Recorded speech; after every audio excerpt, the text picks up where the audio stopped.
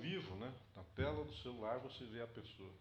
Antigamente, se morava alguém lá no Japão, você precisava pedir um perdão ou dar um perdão, você escrevia uma carta, daí ela ia de avião, levava uns 30 dias para chegar lá, né?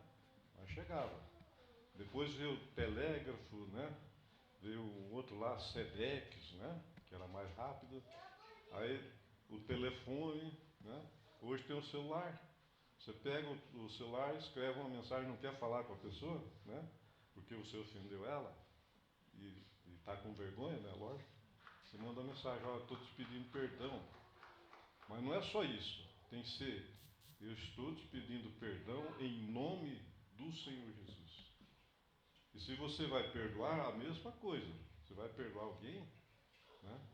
Você diz, olha, eu estou te perdoando em nome do Senhor Jesus. Porque daí você está colocando Ele junto, né? O nome dele. E se isso é sincero, vai acontecer o perdão, né? E sai um peso da nossa consciência e sai um peso da consciência daquela pessoa. E o pecado, né? Que é pior. Porque quando a pessoa deve um perdão para alguém, ou ele deve pedir ou perdoar, se não perdoar e morrer, os dois vão de mão dadas lá para o inferno. Porque aqui o Senhor Jesus falou, versículo 15. Mateus 6, 14 e 15, eu vou repetir. Porque se perdoardes aos homens as suas ofensas, também vosso Pai Celestial vos perdoará a vós. Se, porém, não perdoardes aos homens as suas ofensas, também vosso Pai vos não perdoará as vossas ofensas. É dureza, né?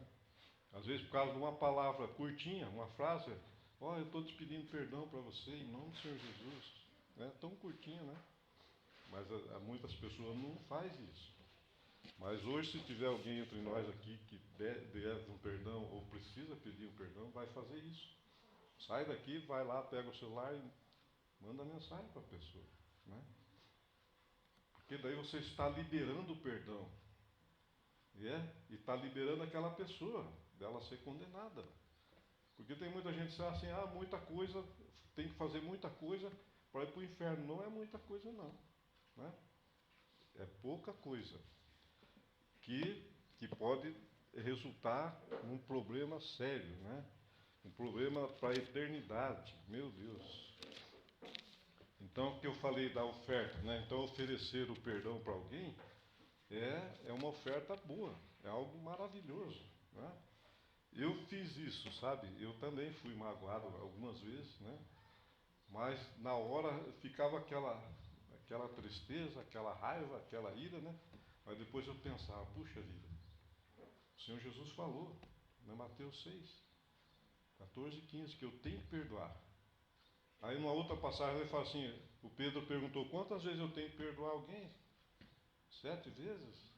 Ele falou, não te digo 7 vezes, mas eu te digo 77 vezes. Já pensou? Então é para perdoar mesmo, né?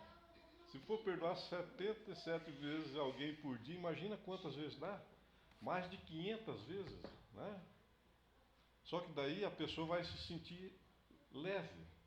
O peso vai sair, né? Vai sair das duas pessoas, né?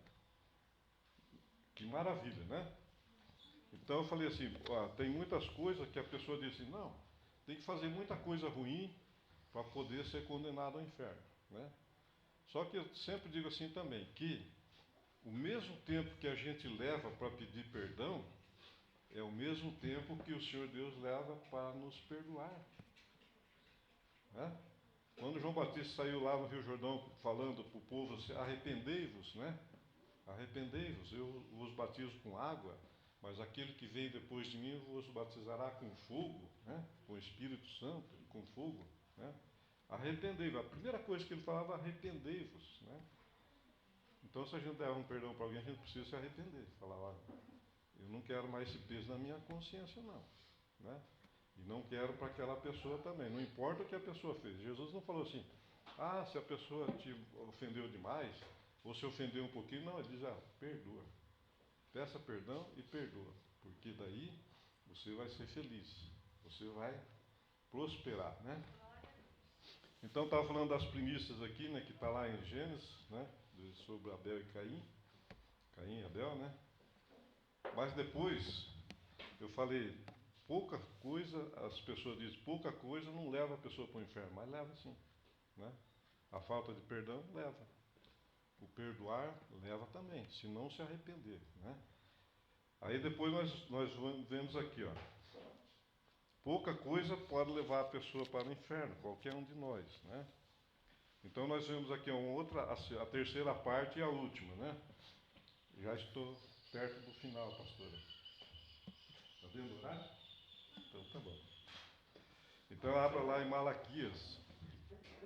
Malaquias é para trás, antes de Mateus, né? Tem Mateus, Malaquias é o último livro. Agora, por que será que desde o começo, desde Gênesis até Malaquias, o Senhor Deus falou com o povo, né? O que era para fazer e o que não era para fazer? E depois, veja bem, ele terminou o Velho Testamento com esse livro aqui de Malaquias, né? Algo muito importante para toda a humanidade, né? Todo mundo achou? Malaquias 6. Eu vou ler a partir do versículo 8. Está escrito assim: roubará o homem a Deus? Todavia vós me roubais, e dizeis em que te roubamos? Nos dízimos e nas ofertas alçadas. Falou das ofertas, viu que o Caim e Abel estavam oferecendo uma oferta, né? Ó, nos dízimos e nas ofertas. Porque com maldições sois amaldiçoados, porque a mim me roubais, vós toda a nação. Trazei todos os dízimos à casa do tesouro, para que haja mantimento na minha casa. E depois fazei prova de mim, diz o Senhor. Quem? O Senhor dos exércitos, que é o Senhor Deus, né? Fazei prova de mim. Se eu não vos abrir as janelas dos céus e não derramar sobre vós uma bênção tal, que dela vos advenha maior abastança. Abastança o que é? Crescimento, prosperidade, né? Então ele começou aqui dizendo 8, ó, roubará o homem a Deus? Todavia vós me roubais, né? Aí que então ele falou, trazei todos os dias à casa do tesouro, para que haja mantimento na minha casa, depois fazei provas de mim, se eu não vos abrir as janelas dos céus e não derramar sobre vós uma bênção tal, que dela vos advenha maior abastança, prosperidade, crescimento. Aí ele tem o versículo 11. Olha só o que está escrito aqui. E por causa de vós repreenderei o devorador, para que não vos consuma o fruto da terra, vir no campo, vos não será estéril, diz o Senhor dos Exércitos. Viu? Quem é que repreende o devorador? O Senhor Deus, né? Então, eu já ouvi muitas pessoas dizendo assim que estava numa miséria, que a vida dela é uma miséria, que só vai mal e não sei o quê, né?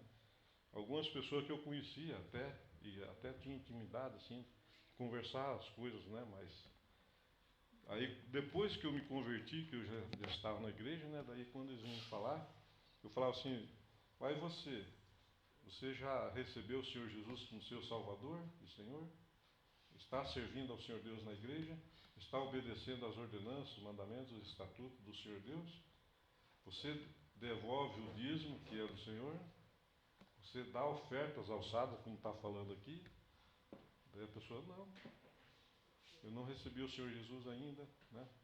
Nem o batismo, não estou indo em nenhuma igreja. Alguns estavam dizendo, eu estou indo na tal igreja lá, mas eu não faço nada disso, né?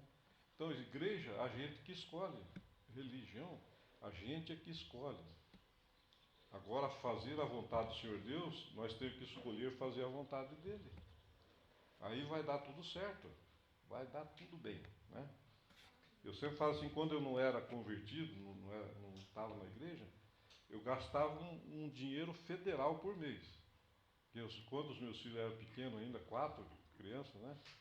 Eu gastava um dinheiro grande com farmácia. Quando não era um que ficava doente, uma semana um estava doente, na outra semana o outro estava doente. Aí quando eu me converti, que eu aprendi isso aqui, eu fui ver que o que eu gastava era o dobro do que se eu tivesse devolvido o dízimo. Então eu estava roubando a Deus, né? Eu estava roubando a Ele, porque aqui fala, né? Roubará o homem a Deus? Todavia vós me roubais. E dizeis em que roubamos? Nos dízimos, nas ofertas. E eu estava roubando. Eu estou falando de mim, né? Que depois que eu aprendi, eu comecei a fazer. Então, quem não aprendeu, não vai fazer. Né? Então precisa aprender. E aonde que a gente aprende? Vindo na igreja. Né? Na igreja que fala sobre dízimos e ofertas, e primícias. Né? Na rua e com os amigos, nos vizinhos, não falam sobre isso. Né? Então fala sobre isso na igreja. Por quê? Porque o Senhor Deus, Ele quer a nossa felicidade, como eu falei. Né? Então depois que eu comecei, né, que eu não era dizimista, né, não era nem evangélico, depois que eu me batizei, comecei, eu entendi essa parte aí. Mas sabe que não foi assim não, ó. Eu entrei, batizei e já aprendi isso aí. Não, levou mais ou menos um ano. Por que levou um ano? Porque eu tinha um monte de contas, mais contas, muitas contas, sabe? Aí quando eu recebi o meu salário, fazia a compra, pagava as contas, acabava o dinheiro. Né? Aí depois levei mais um ano, mais ou menos, depois que estava na igreja, para começar a devolver o dízimo, os 10% que é do Senhor. Né? E aí sabe o que aconteceu? Eles não ficaram mais doentes. Aleluia. A minha esposa ficava doente direto também. Né? Eu ia com médico, gastava com farmácia e remédio, não sei o que, e não adiantava nada. Depois que eu entendi essa parte, porque precisa entender. Né? Ninguém vai fazer uma coisa que não entendeu. Né? Mas se está escrito, o Senhor Deus falou, então vamos fazer. Porque daí vai dar bom resultado. E ele falou aqui que vai abrir as janelas dos céus, né? Quando ele fala aqui, ó, trazei todos os dias a casa do tesouro para que haja mantimento na minha casa, versículo 10, né? E depois fazei prova. Vê? Então você está prosperando, tá? Você tem um salário bom lá, está prosperando, mas você quer ampliar. Aí é essa hora você fala, Senhor, eu estou sendo fiel, estou sendo obediente e fiel. Então eu preciso aqui ampliar tal coisa, né? Daí ele diz aqui, ele vai abrir a janela dos céus e vai derramar uma bênção tal, que dela vos adivinha maior abastança, crescimento. Né? Então, por isso que esta palavra do Senhor Deus, ela não falha, não voltará vazia. Né? Amém? Então nós falamos de primícia, dízimos e ofertas, né? E de dois irmãos lá que um tinha um bom coração, fazia as coisas para agradar o Senhor Deus, né? Feliz, e o outro não. Né? E daí um teve a recompensa dele, né? Depois você pode ler lá, né? Vai ver o que aconteceu, né? Mas nós estamos aqui para aprender, né?